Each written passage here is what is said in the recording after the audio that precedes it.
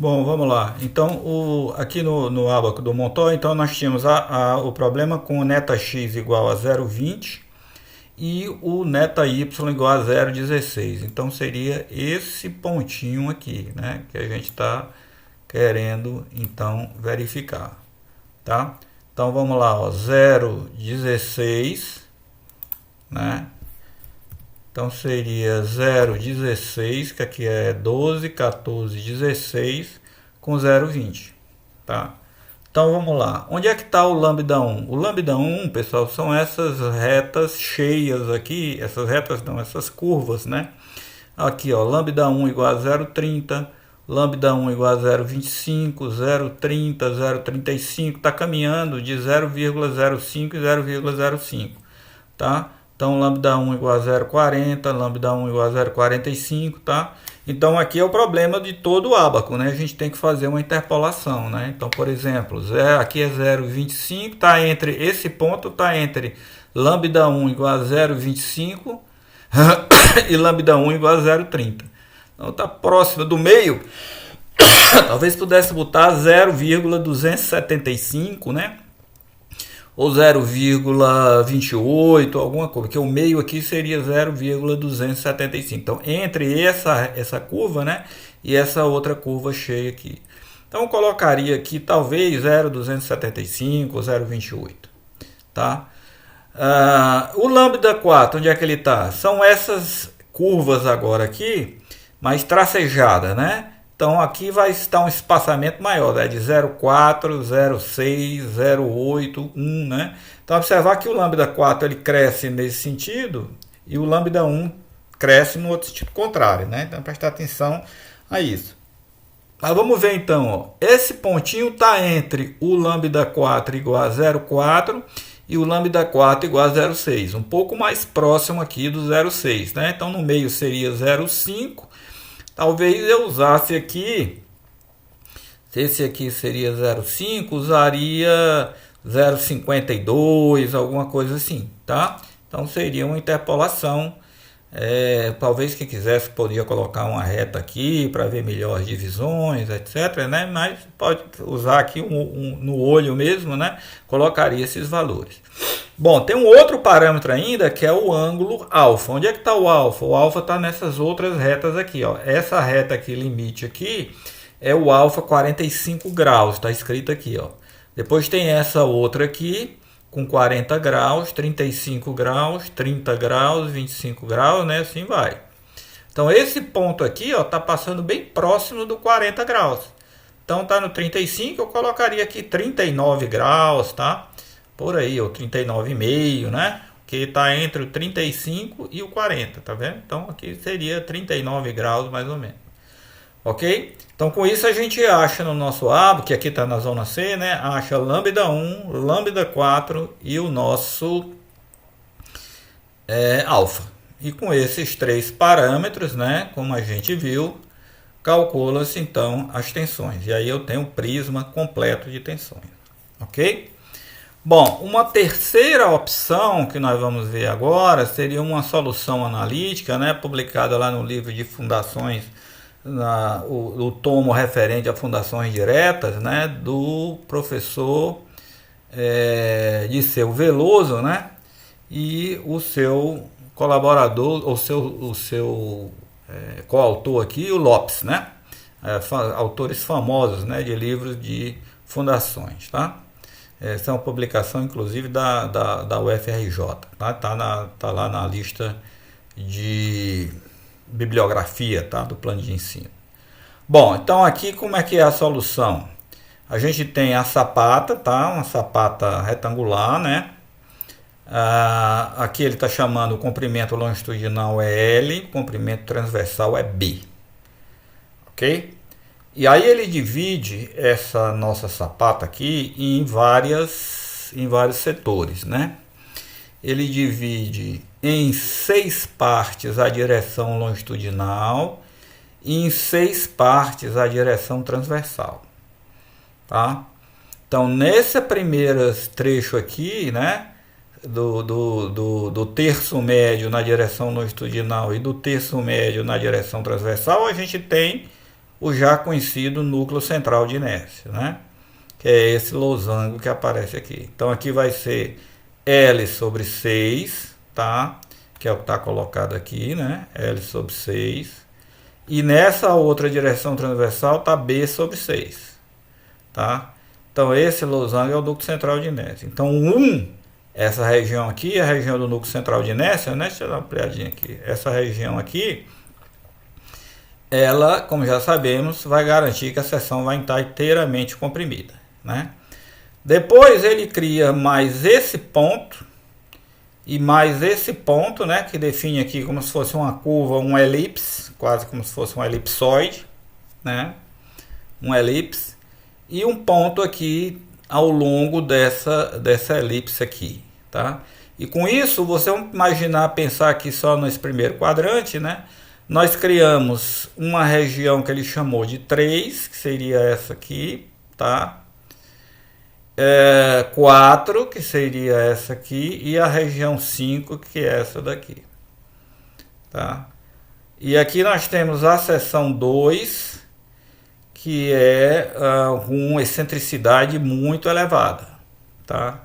Excentricidade muito elevada, normalmente nós vamos ter um problema, né, de seção com menos de 50% comprimido, tá certo? Bom, esse ponto aqui em cima tá no complemento, teria mais B sobre 6, então aqui é B sobre 6 mais B sobre 6, aqui seria total daqui até aqui é B sobre 3, né?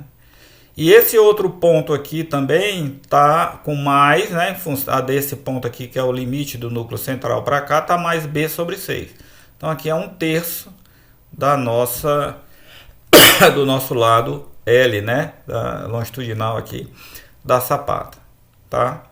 Então esse ponto também está definido, está definido. E esse ponto intermediário aqui, né, que define aqui as regiões. Esse ponto está numas coordenadas que seria L sobre 4, então da origem para cá, para essa coordenadazinha aqui, né, nesse alinhamento aqui, tá? Nós teríamos, então daqui para cá, como a gente está vendo, né, essa distância aqui, L sobre 4, tá?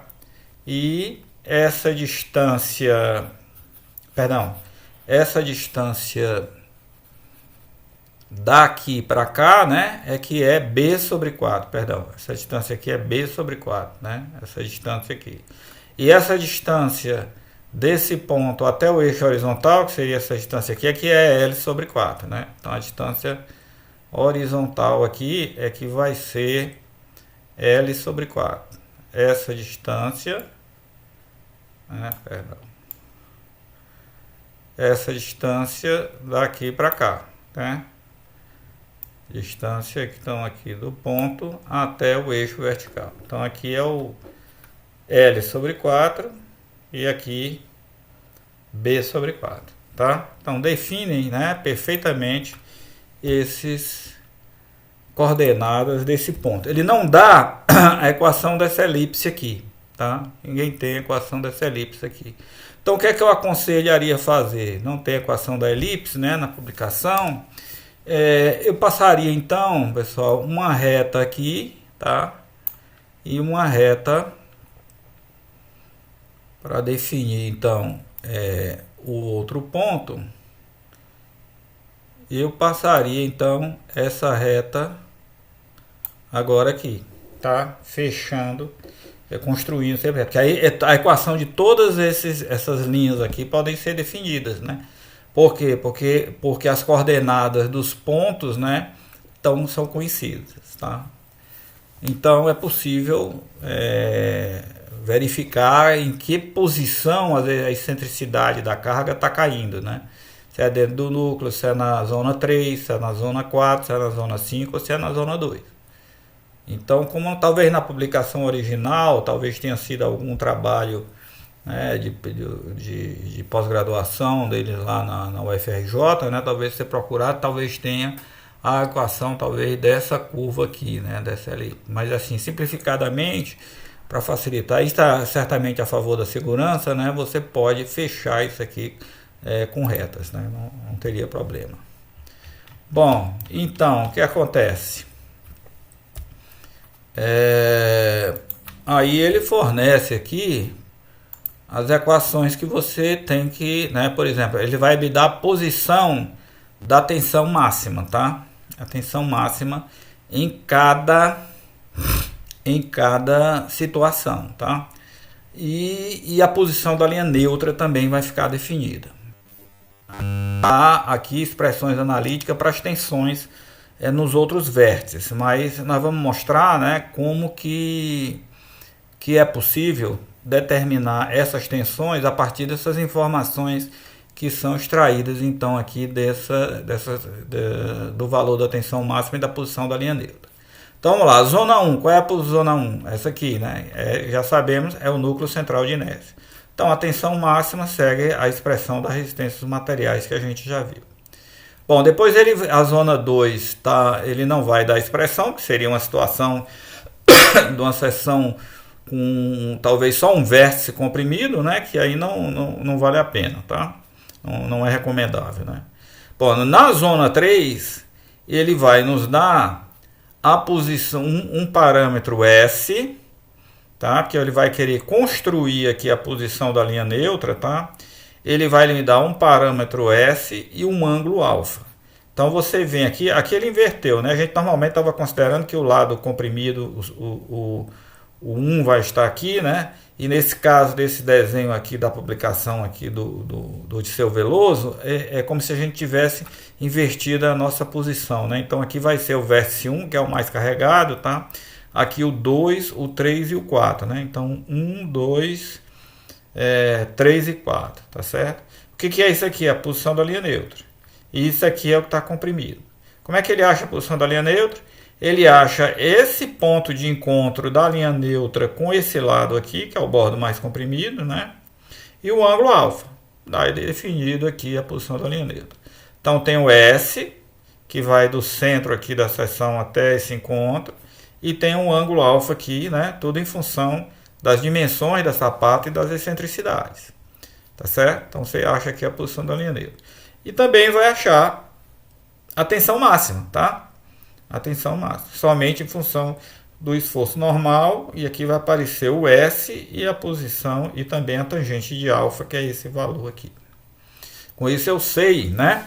Então veja que corresponde à seção 3, né? Na seção 3 eu tenho dois bordos aqui que não estão comprimidos, né? Seriam esses bordos aqui, correspondente a essa zona aqui. Depois, pessoal, ele vai para a zona 4. Qual é a zona 4? Essa zona superior aqui. O que deve acontecer? A zona 4 ela vai ser semelhante à zona 3, né? Só que agora na direção transversal. Então, essa situação aqui agora, tá? Só que agora os dois bordos que não estão comprimidos são esses aqui, tá? Os que estão opostos aqui na direção transversal, né? Bom, aí da mesma forma, ele vai achar o T e o ângulo beta agora. Então tá aqui, ó, o valor de T e o ângulo beta. Tá? Com isso fica perfeitamente definida a posição da linha neutra. E as tensões, a tensão máxima também lhe dá o valor em função de N, beta e de T. Tá? Depois nós vamos ter finalmente agora a zona 5, né, que aparece aqui e que aparece aqui. Então no caso da zona 5 vai ser aquele caso que só um vértice, né, tá, corresponde àquela zona C, se não me engano, lá do ábaco do Montoya, né? Só um vértice que não está comprimido, que é o vértice 4 exatamente. Então agora você calcula usando o valor de T e S das zonas 3 e 4, tá? Você calcula aqui o T e o S, né? Conforme aí você acha essa posição e essa posição. E aí automaticamente está definido aqui a posição da linha neutra, né? Perfeitamente definida a posição da linha neutra. E além disso, ele também te dá a tensão máxima. Calcula-se um alfa, tá?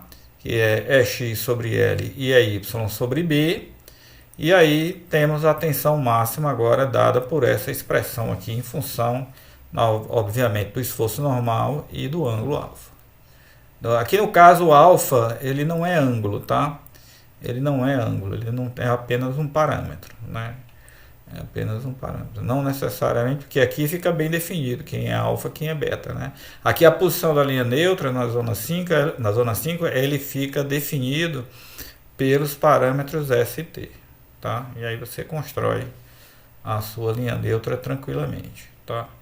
Então é isso, tá? São esses os três processos, tá? Em que a gente pode calcular então as tensões, ok?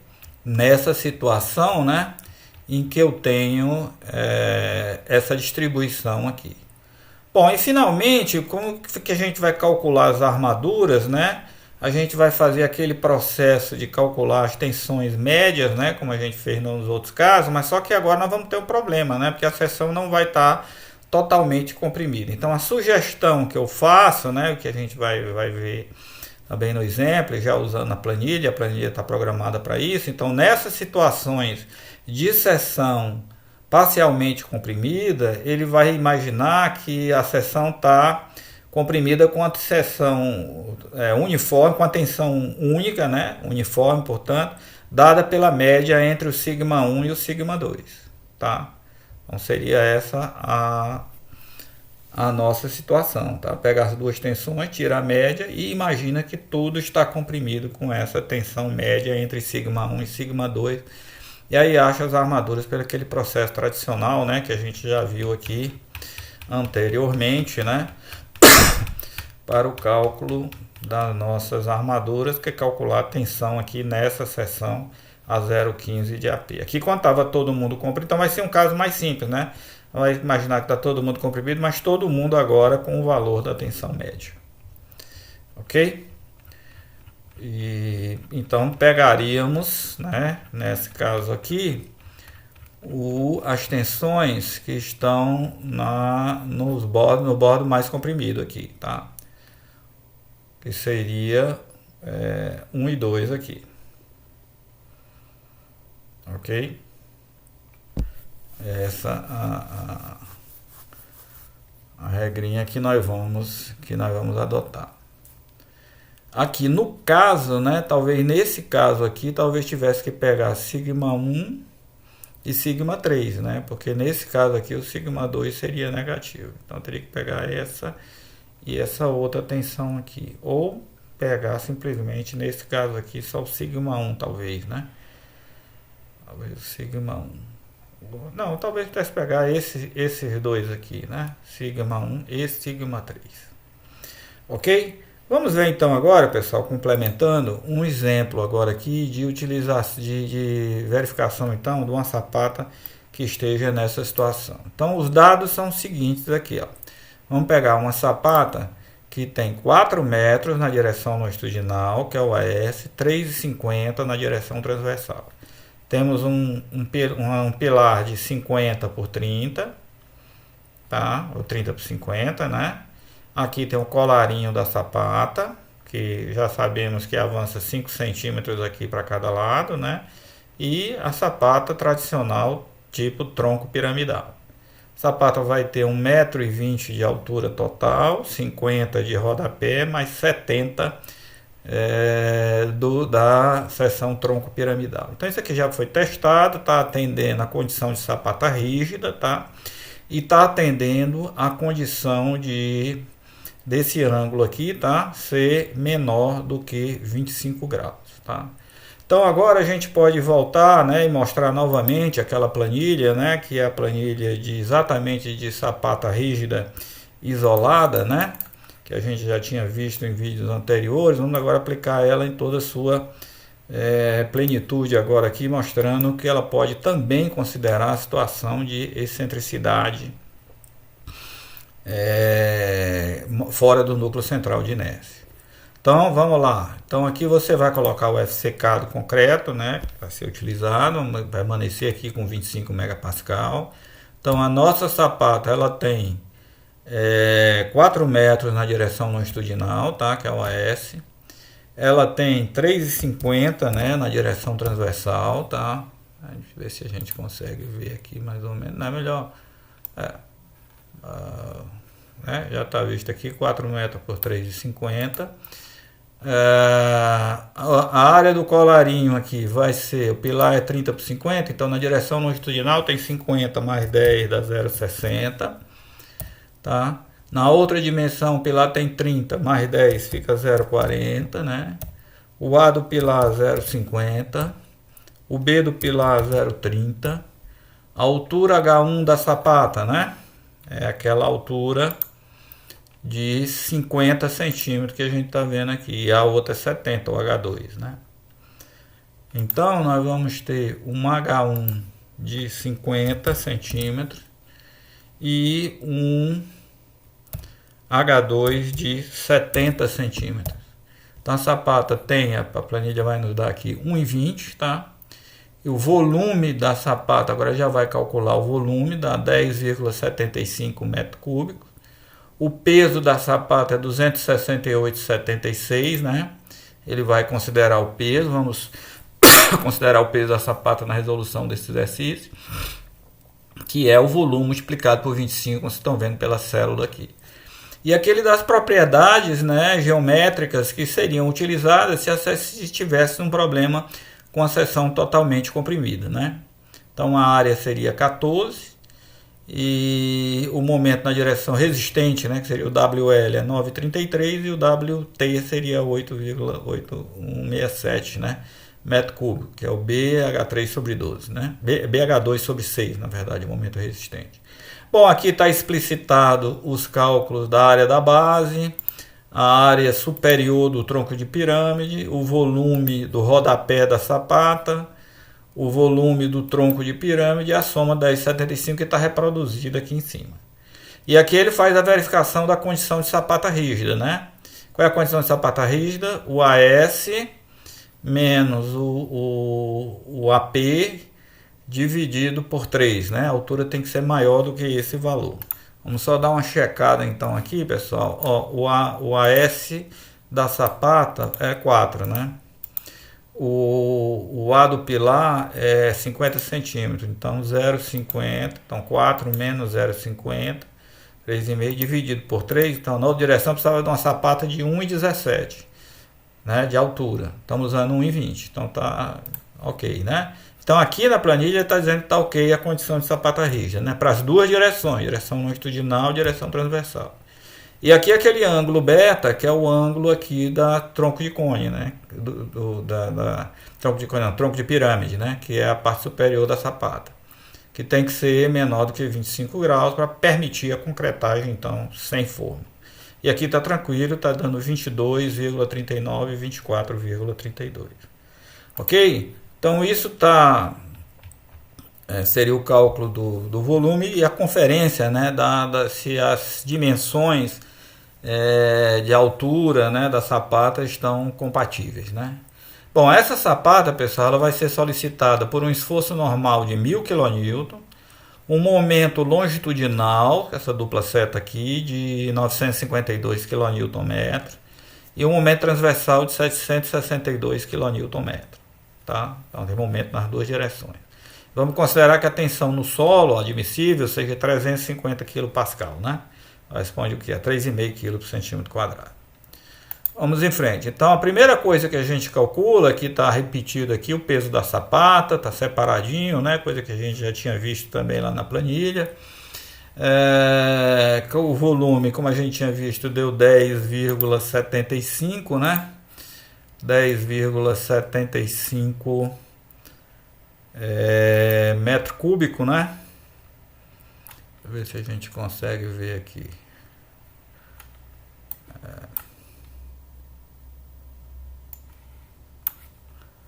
Tentar ver se consegue ver. Então tá aqui ele, né? 10,75 metro cúbico, tá? E o peso de 268,76 kN. Então, o peso vai se somar à carga externa do que vem do pilar, que já é 1000 kN. Então, 1000 kN mais 268,76 dá 1268,76 kN. Então, essa é a carga final, já computando o peso, né? Vamos ver quanto é que é as excentricidades. Ó. Então pega o momento longitudinal, que era 952, divide pelo esforço normal total, dá 0,75. Faz a mesma conta agora para a direção transversal, né? Tem um momento de 762, dividido pelo esforço normal total, dá 0,60. Então tem uma excentricidade longitudinal de 0,75 com excentricidade transversal de 0,60. Tá? Bom, vamos ver onde é que está a reta do núcleo central de inércia, né? Que seria tudo comprimido. Na direção longitudinal, a excentricidade limite, né, do núcleo central seria 1/6 do AS. Então é 4/6 dá 0,67, que é essa distância aqui. A excentricidade transversal limite seria 3,50/6, dá 0,58. Então está aqui a reta do núcleo central de inércia. Nosso ponto está bem fora, né? Claramente, visualmente, geometricamente aqui bem fora. Então é exatamente uma situação de seção parcialmente comprimida com excentricidade nas duas direções. Tá? Quase que a gente usou. Bom, vamos resolver então agora, primeiro pela uma solução, né? Usando aqui a tabela do Walter Pfeil, né? Então a gente calcula as excentricidades reduzidas, que é o L, dividido pelo AS, então é 0,75/4, deu 0,19. E na outra direção, 0,60/3,50 dá 0,17. Então, vai na tabela do Pfeil, né? Para 0,19 e 0,17. Vamos lá, tabela do Pfeil para 0,19 e 0,17. Opa, não tem 0,19, tem 0,18 e 0,20. Então tem que interpolar aqui entre essas duas colunas aqui.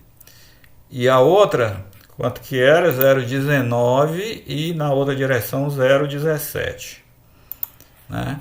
Então 0,19 está aqui no meio, 0,17 também não vai ter só 0,16 e 0,18.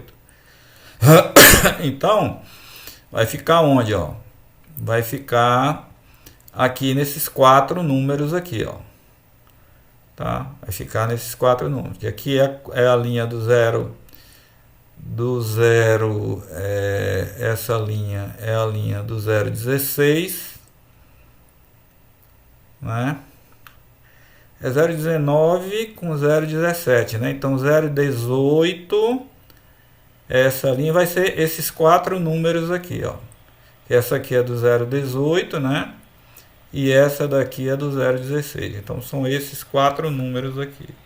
Então a gente pega para tirar uma média aqui, a gente tem que somar eles, né? E dividir por 4, tá? Tirar a média desses valores aqui. Então vamos lá. Seria 3,61. Vamos lá, 3,61, tá? Que é esse primeiro aqui, mais 3,38. Tá aqui, vem para cá agora, né? Vamos só fazer um quadradinho aqui, tá? Pra gente mostrar quais são os números que a gente está trabalhando. Ó, são esses quatro aqui.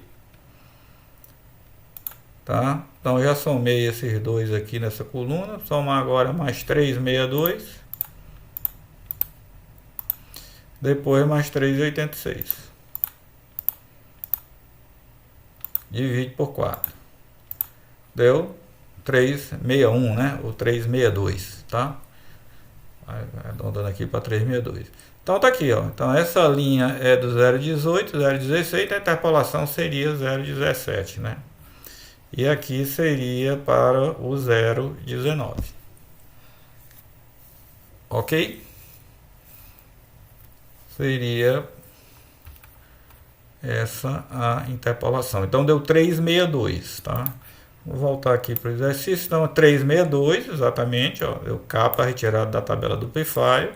Consequentemente, a tensão máxima vai ser o N sobre A, o peso total, dividido pela área, que é 14 metros, vezes o coeficiente. Então, pela tabela do Pfeil, a tensão máxima 328 kPa. Essa é a única informação que a gente consegue extrair da tabela do Pfeil, né? Nós não sabemos posição de linha neutra, não sabemos as tensões nos outros pontos. Bom, vamos para a segunda opção, que seria a solução pelo ábaco do Montoya. Então, de novo, calculam-se aqui as excentricidades relativas, que dá 0,19 e 0,17, tá? E vamos ver se a gente consegue, com 0,19 e 0,17, achar os valores de lambda 1, lambda 2, lambda 4, né? E alfa. Então, vamos lá. É 0,19, então aqui vamos acompanhando aqui. Aqui acho que é 0,12, 0,14, 0,16, 0,18, tá? Então 0,19 tem que estar no olho aqui no meio, né? 0,19 com, lembra aqui, com 0,17. 0,19 com 0,17. Vamos lá. Calma aí.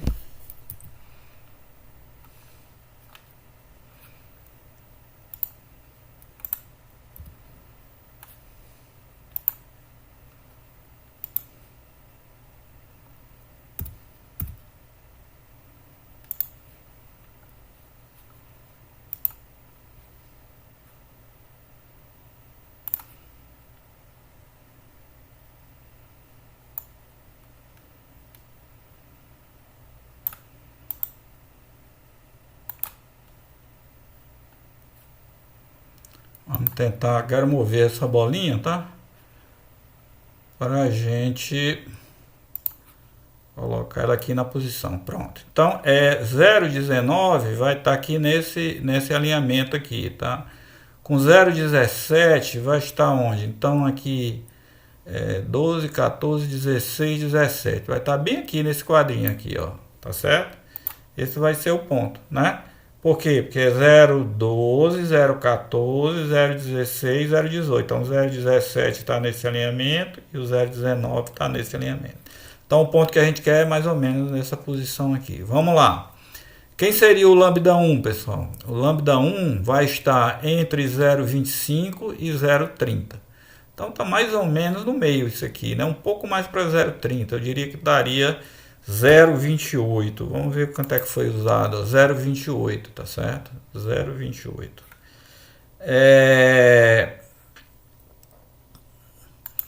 O lambda 4, que é essa linha tracejada agora. Aqui está o 0,6 e aqui está o 0,4. Então está um pouco mais próximo do 0,6, tá? Então seria 0,50 por aqui. Talvez usasse 0,55, né? Que é o que foi. Não, foi usado um pouco menor aqui, 0,52, né? Bom, aí vai depender aqui do olho, né? Do observador. Tá aqui, então foi usado 0,52 para essa posição, tá? E o ângulo alfa, né? Então o ângulo alfa está entre 40 e 45, talvez próximo aqui do meio, está dando 42,5 ou 43 graus. Vamos ver quanto é que foi usado. Foi usado 42,5, tá? Exatamente ali na metade, né? Porque vai estar entre 40 e 45 graus, tá? Então tem que pegar esses três parâmetros. Com esses três parâmetros, pessoal, é possível então, né, calcular as tensões, tá? O sigma 1 vai ser o N dividido pelo lambda 1 dividido por 14, que é a área, né? Então deu 324, que é a tensão máxima, tá? Quanto é que tinha dado pelo P-File? Pelo P-File, né, a gente tinha encontrado pelo P-File 328. Não está tão distante, né? Considerando aqui que a gente está retirando valores aqui de ábacos, de tabelas, etc., fazendo interpolações, está bem razoável o resultado. Então a tensão máxima aqui foi 324 pelo ábaco do Montoya contra 328 aqui pelo P-File, né? Agora o Montoya permite a gente calcular as outras tensões, né? Então na tensão sigma 4, bom, outra coisa que ninguém chamou atenção aqui, qual é a posição? Está na zona C, né? Tá? Então na zona C somente o sigma 4 é que deve dar negativo, tá? Essa região aqui. Então é isso que a gente espera, tá? Então tudo bem, o sigma 4 automaticamente é negativo, que é o lambda 4 vezes sigma 1, dá menos 168, tá? Depois o sigma 2 deu positivo, que essa tensão aqui deu 89. E a tensão sigma 3 também deu positiva, né, 67. Então com isso a gente tem as 4 posições. Se a gente quiser, a gente poderia verificar qual é a posição da linha neutra, né, verificando a reta das tensões aqui entre 3 e 4, entre 4 e 2, e você vê onde passou pelo zero. Teoricamente você acharia, então aqui analiticamente, poderia achar a posição da linha neutra do seu problema. Tá certo? Na planilha, vamos voltar para ela aqui, né? Então agora na planilha, vamos alimentar aqui com as cargas, né? Então estão lembrados que a gente vem aqui agora, solicitações, então o N era 1000 kN, o momento na direção longitudinal, se não me engano, era 952, né? A gente pode voltar aqui, 952 e 762 na outra. Então aqui é 952 na direção longitudinal e 762 na outra. Exatamente, aqui ele faz os momentos de serviço, os esforços em serviço, que já calcula os esforços de cálculo, né, para o dimensionamento da armadura. E aqui ele mostra as excentricidades relativas já, o EX sobre A e o EY sobre A. É exatamente aqueles 0,19 e 0,17 que a gente usou tanto no P-File como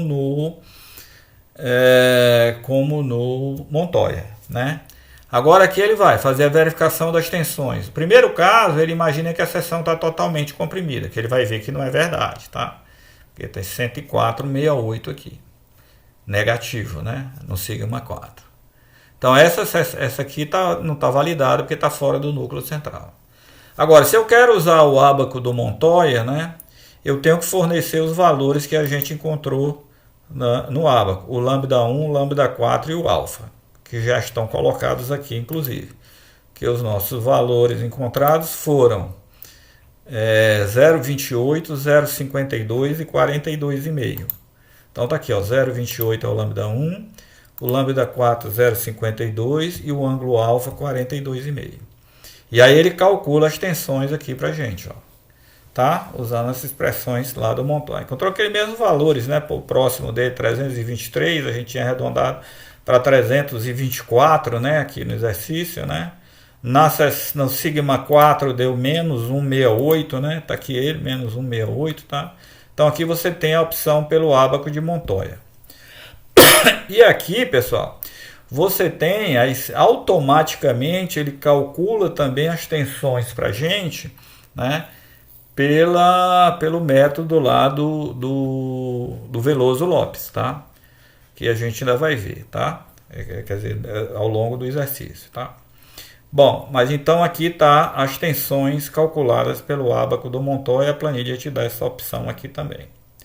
Ok?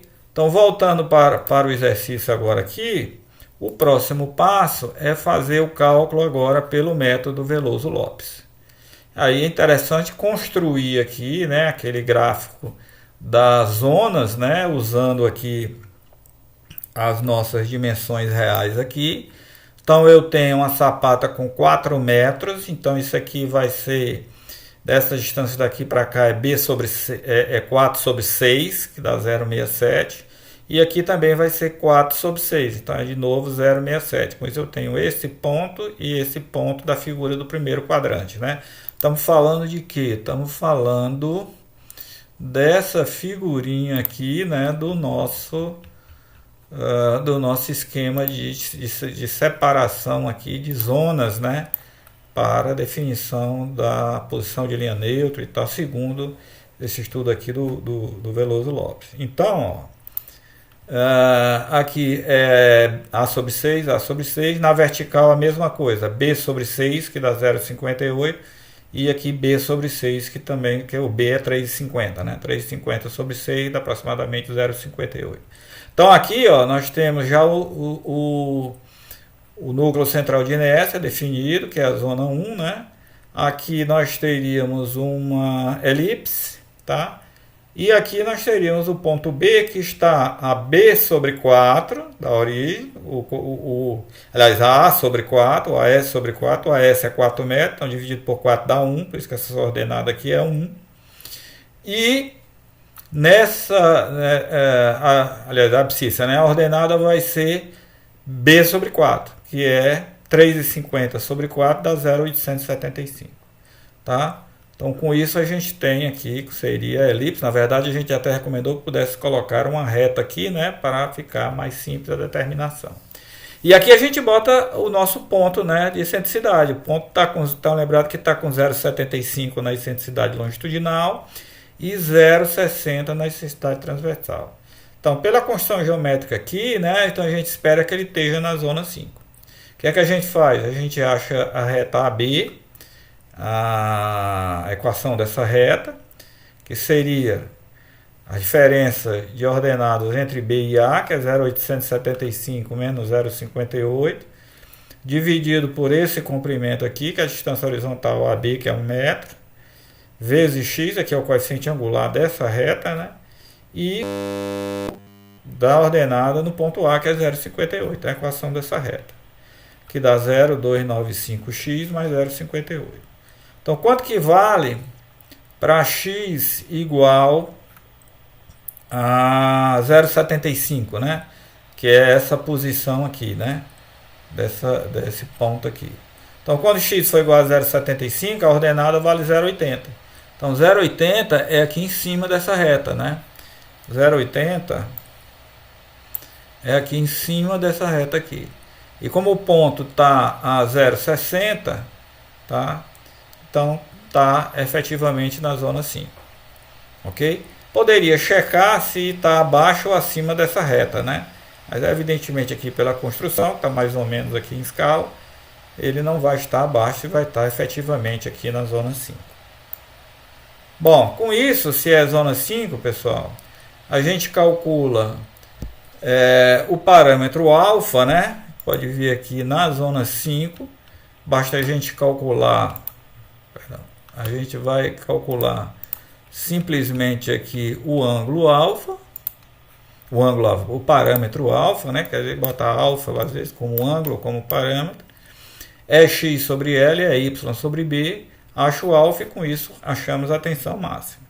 Então é isso que está feito aqui, ó. Achou-se o alfa, excentricidade 0,75 sobre 4, mais 0,60 sobre 3,50, dá um alfa de 0,359, substitui naquela expressão lá do alfa e a gente tem a tensão máxima que dá 325 kPa. Também bem parecida com as outras. Então, pelo Montoya, a gente encontrou uma tensão máxima de pelo Lopes, Veloso Lopes, né, 325.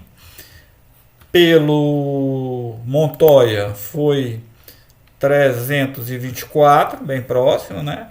E pelo Pfeil aqui deu 328. Então, tá bem interessante, bem próximo, né? Esses resultados aqui. Ok? Voltando para a planilha, pessoal, então é o que a gente vai ver aqui, ó. O Veloso Lopes está implementado automaticamente, tá? Então ele vai procurar qual é aquela seção, qual é aquela zona, né? 1, 3, 4 e 5. E aí vai calcular para a gente as tensões. Quem quiser ver a implementação, né? Ela está toda aqui embaixo, ó, Veloso e Lopes. Ele vai testar se está no setor 1, no setor 2, no setor 3, no setor 4 ou no setor 5. Chegou à conclusão que o problema analisado, né, está no setor 5. E aí ele vai calcular todas essas tensões aqui. Nós vamos mostrar como é que é possível calcular essas tensões. Tá? Então, ali pela formulação que a gente viu, só dá para a gente achar esse 325, né? Que foi o que a gente fez, né? Que é exatamente essa situação aqui do cálculo da tensão máxima. Mas aí já foi um desenvolvimento nosso aqui, né? A gente pode determinar a posição da linha neutra, calculando o S e o T, tá?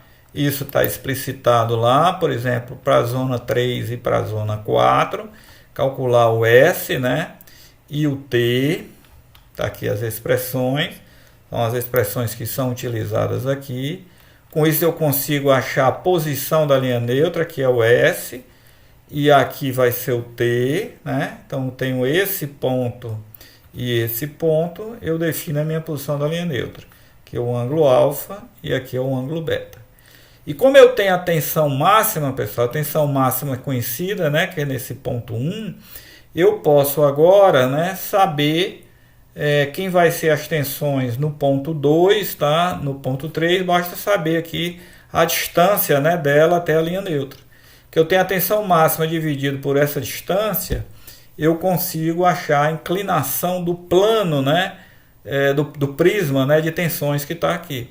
Então, com isso, se eu tiver a distância do ponto até a linha neutra, eu consigo automaticamente achar a tensão. Então, eu vou achar o ponto, o D2, né, o D3, e posso achar também a tensão no ponto 4 aqui, porque eu já vou conhecer a tensão em 2. Eu sei quem é essa distância aqui, eu sei que aqui vai ser zero, porque esse ponto é um ponto da linha neutra. Então, eu tenho a inclinação da reta de tensões que passa entre 2 e 4. E aí eu acho a tensão no ponto 4, conhecido aqui quem é o Y2, tá? Que já é conhecido aqui, né? O Y1 é determinado, tudo em função desses ângulos alfa e do ângulo beta, como a gente vai ver aqui. Então calcula o S e o T, com isso eu tenho a construção da linha neutra. Depois eu vou lá, quem é a tangente de alfa? A tangente de alfa é 1,06, com isso eu acho o ângulo alfa, o 46,78 e o seno de alfa 0,729. Onde é que está o alfa?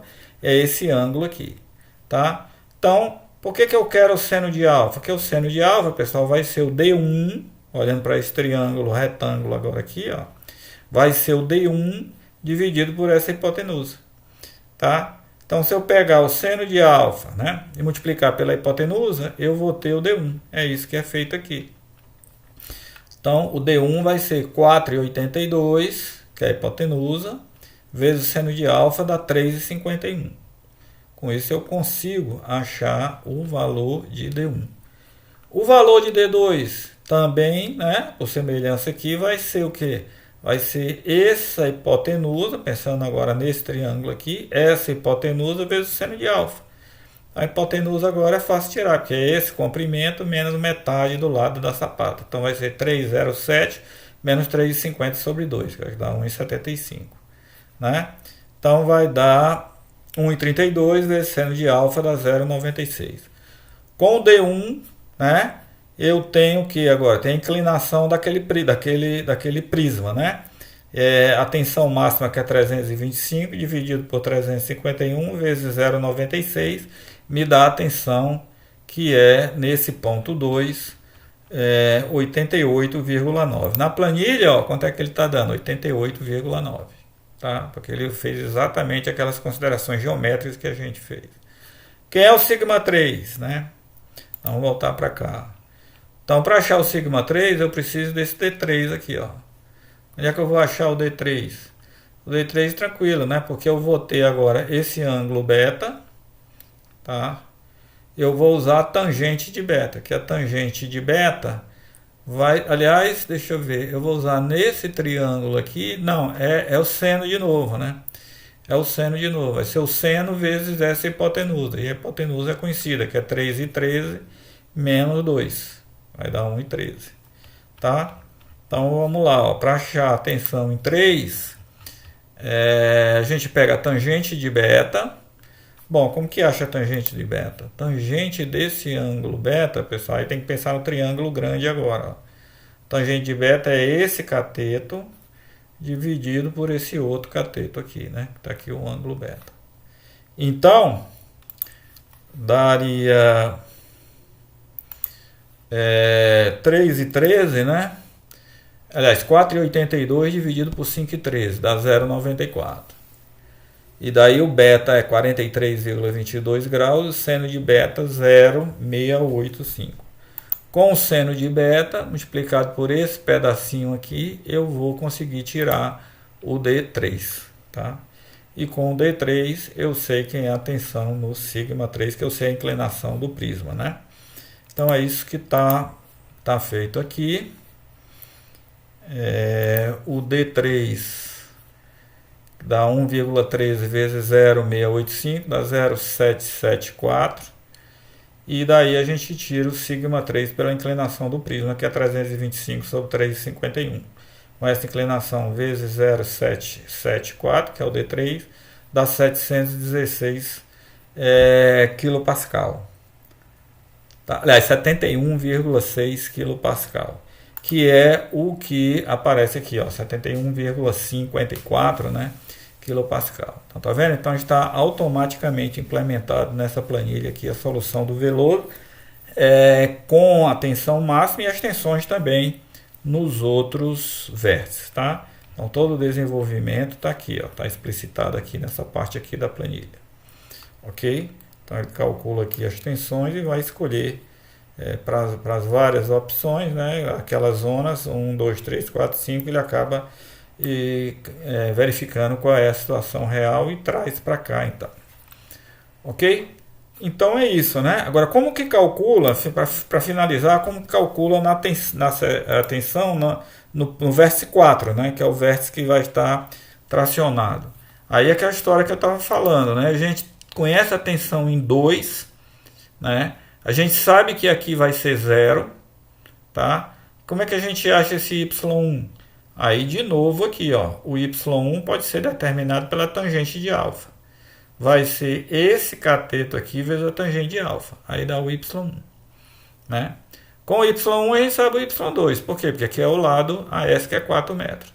Então, vai ser 4 menos y1 me dá o y2. Aí eu sei que a minha tensão, eu conheço σ2, ela passa pelo zero aqui e prolonga aqui. Então, sabendo a equação dessa reta aqui, sabendo que aqui ele passa pelo zero, né? A gente sabe que a tensão lá em σ4, que é exatamente o que foi feito, né? Então, o y1 é 1,32 vezes a tangente de alfa, que é 1,06, dá aproximadamente 1,40. O y2 é 4 menos 1,4, dá 2,60. E com isso, σ4 vai ser σ2 dividido por y1, né, negativo, vezes o y2, que dá menos 165 kPa, que é a tensão fictícia, que também está aqui na planilha, né, que está com um cálculo com mais casas decimais, né, dá menos 164,85, aproximadamente menos 165 foi o que a gente colocou ali. Ok? Bom, então aqui o exercício estaria encerrado, que a proposta aqui era simplesmente calcular as tensões, né, para essa situação, mas na planilha a planilha prossegue até calcular as armaduras da nossa sapata, né? Então aqui ele vai considerando agora o estado limite útil, vai mostrar quais são as tensões que foram consideradas. Essas primeiras aqui não tem validade para esse problema, porque aqui é a totalmente comprimida, né? Aqui a seção parcialmente comprimida, que estaria validade, seria a solução com o ábaco do Montoya, né? Para aqueles parâmetros lá, 0,28, 0,52, 42,5, que ele trouxe para cá novamente, copiou. E aqui as seções pelo método Veloso-Lopes, também já no estado limite útil. Aí, pessoal, veja bem, agora para calcular as tensões, o que ele vai fazer? Ele vai pegar a média do σ1 e σ2, como a gente diz. Quer dizer, quando ele se depara com a situação de uma seção de sapata parcialmente comprimida, aí o processo que ele vai considerar é a tensão média.